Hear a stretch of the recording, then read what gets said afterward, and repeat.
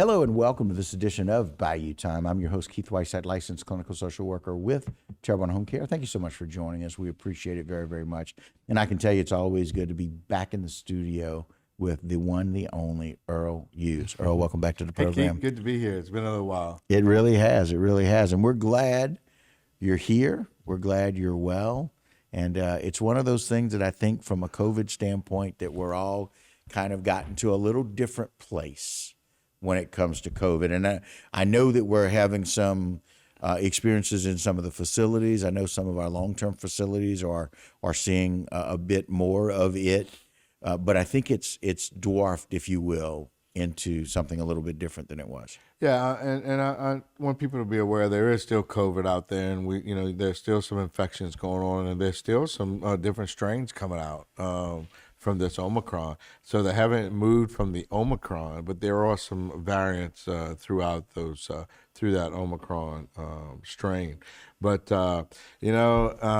eventually you're gonna catch it. I mean, I dodged it for almost 2.5 years, and about 3 weeks ago, I tested positive and woke up on a Monday, had a little postnasal drip condition, took a test, I was negative. Okay. The following day on Tuesday, I felt worse. I sounded like Froggy from the Little Rascals. I was so congested. Yeah. Took a test and it didn't even take. It took probably a minute and a half before the positive. I took a home test, right? So I'm like, okay. So called my physician, and I was eligible for the Paxlovid. Okay. So I took the Paxlovid, and to be honest with you, man, I took that Paxlovid on Tuesday afternoon. Right. And it's a 5-day regimen, twice a day. Okay. Wednesday I felt like I could go back to work. So really, it was that fast. So 14 to 20 hours or so. Yeah, I mean, I didn't run fever. Not like, it's different for everybody. Sure. Okay. Sure. And I did take some over-the-counter medication, cold medication, but I was ready to go back to work Wednesday. But knowing I had it, and I'm still positive, I stayed home for my 5 days. Took my test on Saturday. It was Sunday. Was negative.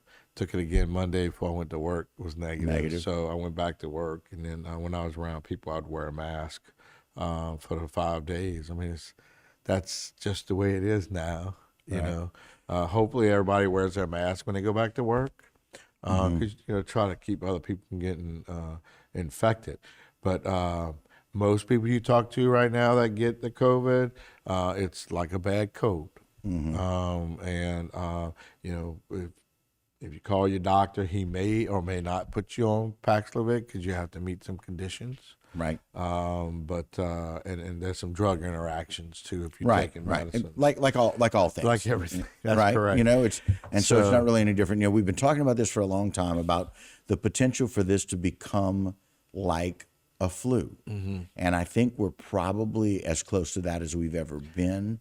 Yeah. But it still is spreading and can spread, and we need to be cautious and aware. Yeah, but the thing is, we had a flu season. Okay, right. That you won't have a COVID season. Right. It's going to be throughout the whole year where you will catch or get infected, and then you'll have to just stay home or like you would if you had the flu.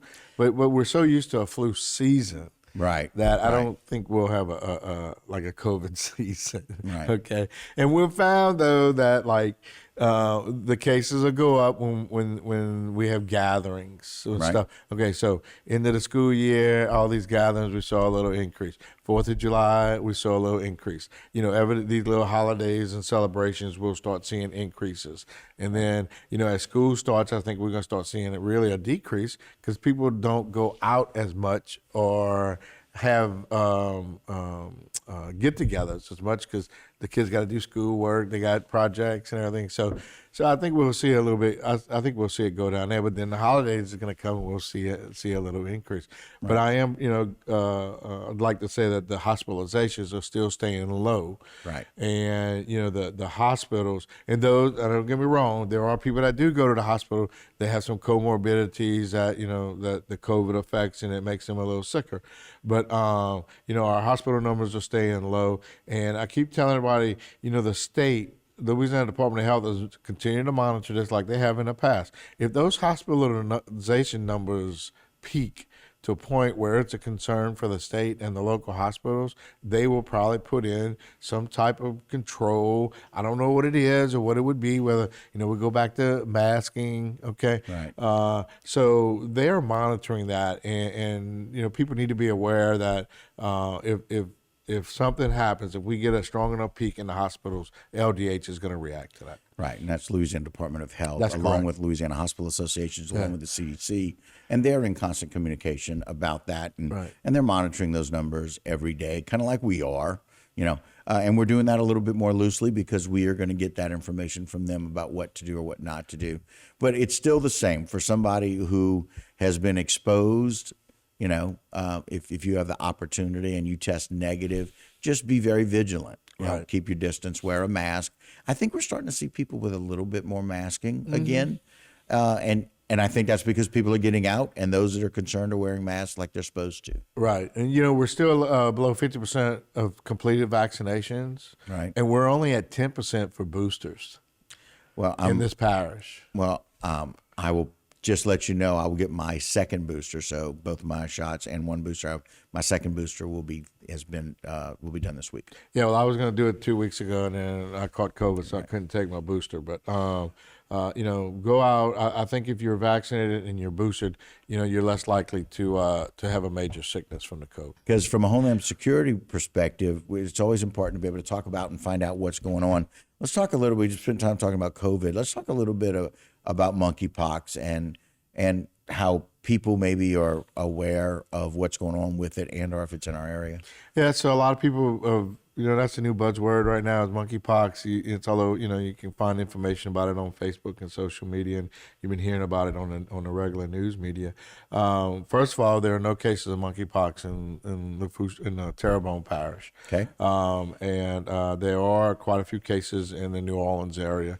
They're finding a lot of these cases are in the large metropolitan areas throughout the United States where they do have it.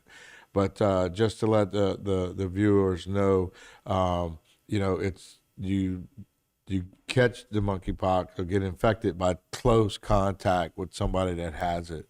Right. So as long as you don't have close contact with somebody, you aren't going to get it. It's not like a viral infection where it's spread through the air. Yeah. So it's not airborne. It's not It is airborne. by contact. It's not like COVID. Okay, you Right. have to have It's close contact Right.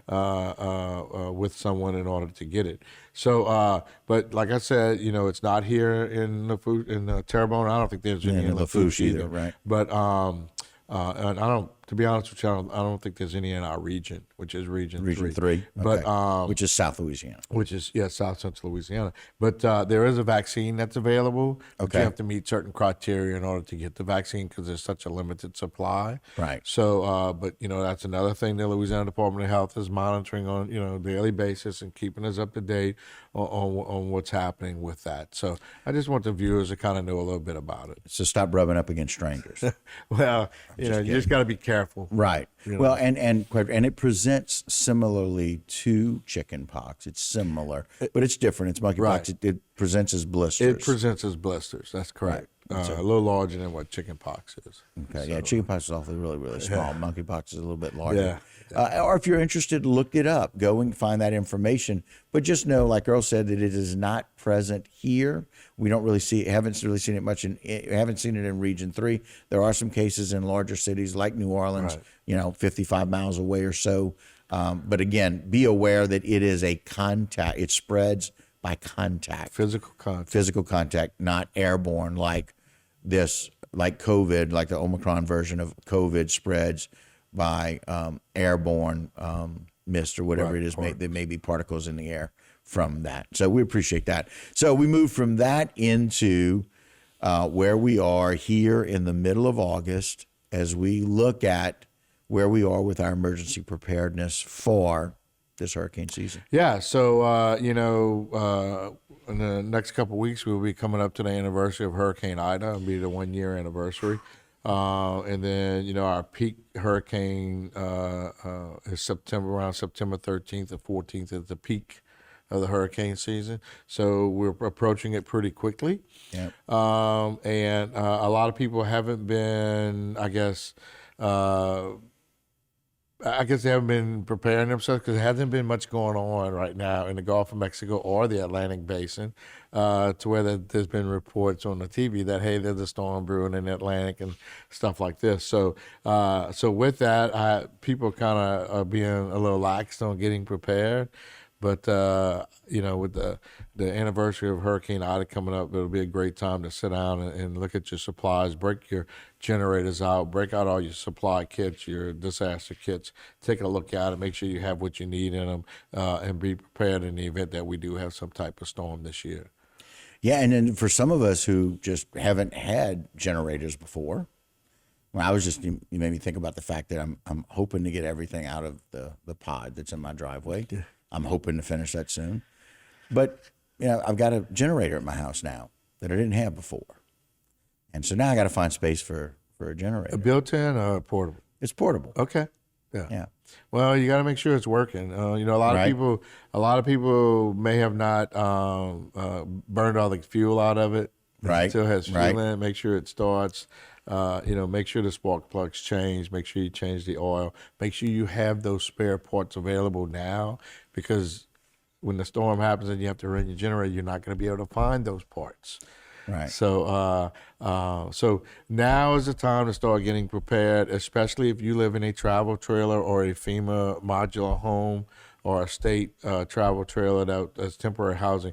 Now is the time to please start preparing and making a game plan of what you're going to do in the event that we call for an evacuation for tropical storms, category 1s and 2s. And we're going to make that mandatory evacuation for those types of temporary housing units, because you're just not safe in that wind environment.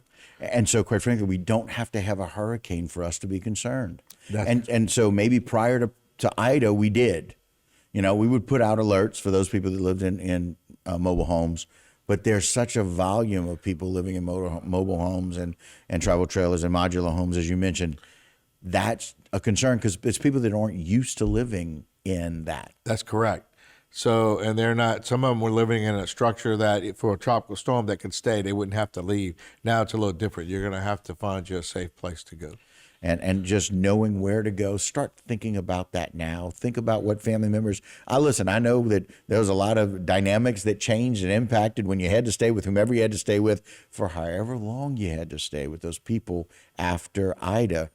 Try and mend some of those relationships and figure out where you're going to go, or figure out when you and where you need to leave. So, it's one of those things that we keep talking about, and I've talked about recovery quite a bit. What is it like to have recovery from Hurricane Ida?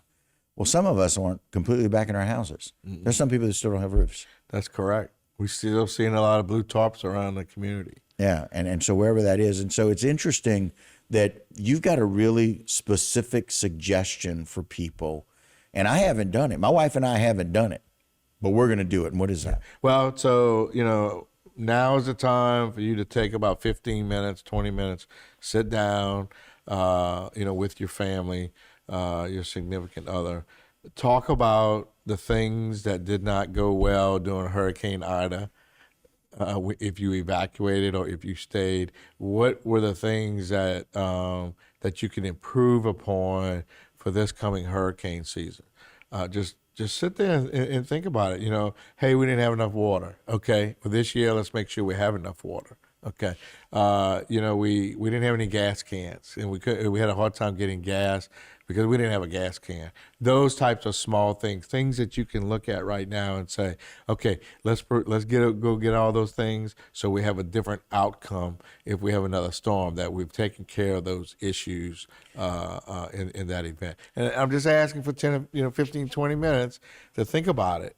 Well, and it's very interesting. We spent some time a couple of weeks ago really having that discussion. We were very glad to have both Melissa and Nicole come and talk to us from Lafourche Parish at a presentation that we did. It was a dementia workshop, but we talked about emergency preparedness, and it went on much longer than we anticipated, because I think, quite frankly, when we start thinking about and talking about what did happen with Ida, I don't know if everybody's been able to really spend a lot of time talking about that.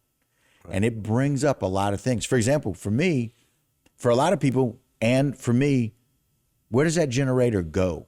Where do you really put it so that you don't have CO2 come back in and near the house? Like we had a lot of issues That's correct. with that after the storm.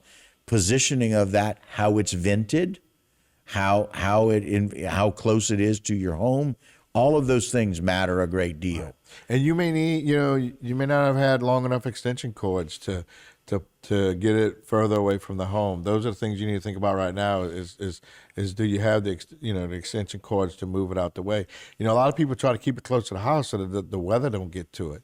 Okay. Well, I took a piece of vinyl cardboard that I had found, and I just put it over the top of my generator and tie wrapped it on the top, so when it rained, it would not affect the generator, so I could get it away from the house. That's mostly what people are worried about is the rain getting to it. So just find a way to build. You may want to build a little shelter for it. And then that's where you put it. Okay, just be careful when you build a shelter. A lot of the newer generators have a CO monitor on it. If you put it too close to the wall, it won't run. Right, it'll stop. It'll stop because it pulls in the carbon dioxide into the exhaust system. It's a safety measure. That's correct. And those are good things to have that. It's really interesting. I think we're talking about this like a generator house, kind of like the doghouse used to be. And it's almost good. Yeah. Honey, where are you? I'm in a doghouse. It's all right. That's where the generator is now. I want to remind our residents that, you should be prepared to take care of each other, everyone in your family for at least 72 hours. It may take that long for us to get the commodities, the MREs, the water, the ice, and those types of materials. It may take up to 3 days to get those materials down here from the warehouse to where we store them at. We don't store them here before the storm, because if the storm impacts us and destroys the building they're in, then we've lost everything that we've had. Right. So please try to have a 72-hour supply of the things you need to survive on.